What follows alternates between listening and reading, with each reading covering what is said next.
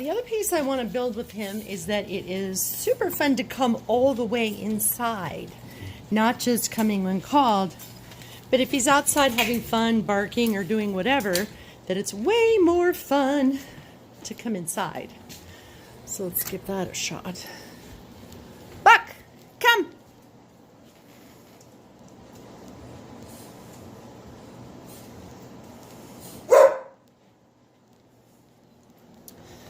So there it is, finally. You're lagging a little bit, friend. Yes, you're lagging a little bit, but that's all right. So I'm not going to keep him in here. I'm going to feed him outside. Yes, good boy. So again, he does not get the impression that when I call him, that all the fun outside is over. Yes, you're a good boy. I'm going to call him from a different direction. Anyway, the main thing you're trying to get across to him is that recall just means come to me quickly. And that in itself becomes a super reinforcing behavior. The thing of it is when he's out there barking at whatever it is, remember that that is really reinforcing. It's very rewarding for him to bark at things and bark at people. So when you're replacing that with something new, it's got to be something really powerful and really strong, which is in this case food and just the fun of the game. Because at this point at his age, it's going to be really, really tricky for you to stop the barking altogether. Really, I think that your best shot at this point is to give him a replacement behavior, which is when you hear him barking, he's going to come inside, but it's going to be super fun, super rewarding. He just can't hang around outside barking, number one, because that's reinforcing. And secondly, you know, if you go out there and try and get him, you're going to make yourself sort of the bad guy in the end of all the fun. So this is going to become a chain, which is, okay, he barks, but then he races inside for snack. And then you might find this behavior kind of begins to dwindle. We'll talk a little bit more about that. But I'm going to try one more on the other side here. Be right back. Buck, come. Hi. Oh, good boy. Yes.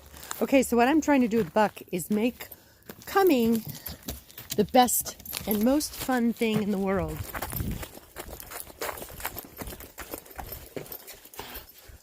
Buck, come. Hi. So I am taking treats over and over. And then I'm going to drop them so he can enjoy them. And then I'm going to go hide.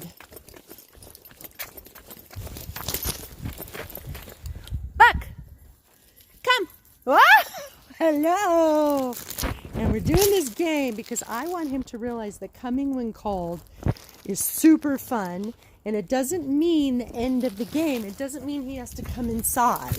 It only means I want him to come quickly. Buck! Come! Woo! Oh, hey! You're so funny. He is super fast. All right, I'm going to leave a few out here, go a different direction.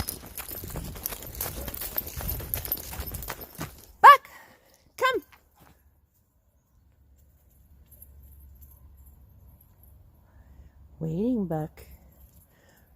Buck, come. Hey, good boy. So a few more of these. He says, oh yes, I love this game. I'm going to drop a few over here. I drop a lot, so it gives me time to get away. I'm going to run really far. And go way back here. Buck, come.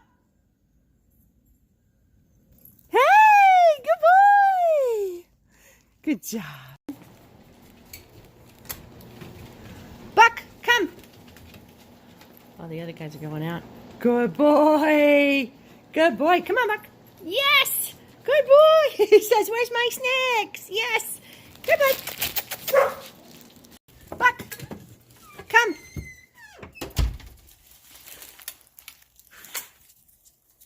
He's actually inside on the other side of the house, so... Yeah, you did hear me. Good boy. Yes. So he's doing a great job on that. So here's the important thing for you to remember. Again, when he's outside barking, it's just fabulous. It feels great when he does that. He just loves it.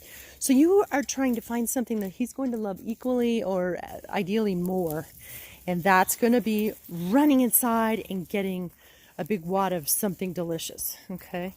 So that's what I would work on for the outdoor barking. We'll talk a little bit more about the indoor barking. All right. Again, okay, so now we're working on indoor barking. He has a very hidden talent that I don't know if you know about. Whoop, that was a bad throw. Basically, he can catch almost every treat that you throw into the air. Hey, buddy. Buck. Ooh, good catch. Good boy. So, knowing again how rewarding it is for him to basically bark at things, it just feels great. For lack of a better word, it gives him a lot of self-esteem. That's a great word for it. So, oh, bad throw. So anyway, so what I'm doing now is I'm going to start dropping food. I'm going to say the word candy. I just learned the word candy, but you know, other people use different words. You might use treat or whatever word you want to use. Buck, candy. Yes. Or you can throw it directly in his mouth. Buck, candy. Woo! Good job. Woo, woo, woo, woo. Buck, candy.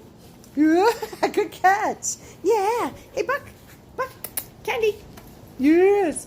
So all you're trying to do is attach the word candy with a delicious treat's going to come flying his way. Candy. Yeah. Oh, that was a really bad throw. Anyway, when he's barking around the house, I would do this replacement behavior, which is woo, candy. And I know it sounds counterintuitive because you don't want to reward the barking, but he's not barking. It's not going to reinforce it. Long story short, you treating him for this behavior is not going to reinforce the barking. But you are trying to connect a different, you're trying to change his association with what happens when things are going on outside the apartment. Right now, there's a little bit of instability, a little bit of worry about what's going on when he hears something unusual or what have you. So you're going to change that. When he starts barking, you're just like, woo, candy. And he's like, awesome, I love that. It's the best part of his day. Woo, candy, woo. He starts barking, he gets upset. And you know how his body language changes? He gets that muscular tension and he starts pacing. Tail goes down, he's tense about it. So in that case, I'm just going to be like, and you don't have to throw it straight in his mouth. You can just throw it in the air. Woo, candy, yes. And what that's going to do is that becomes the new behavior. It's going to be annoying at first because you'll be busy. And you know, you're not going to be able to do it all the time. Sometimes you're going to be working. Sometimes you're going to be on the phone, whatever. You can't do it every time. But to the extent that you can, throw in some, woo, candy when you hear a bark, when he's starting to get tense.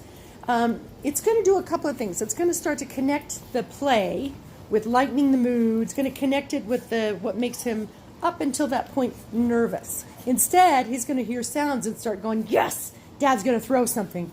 So it's going to kind of elevate the mood and make it a little happier of a situation, less tense.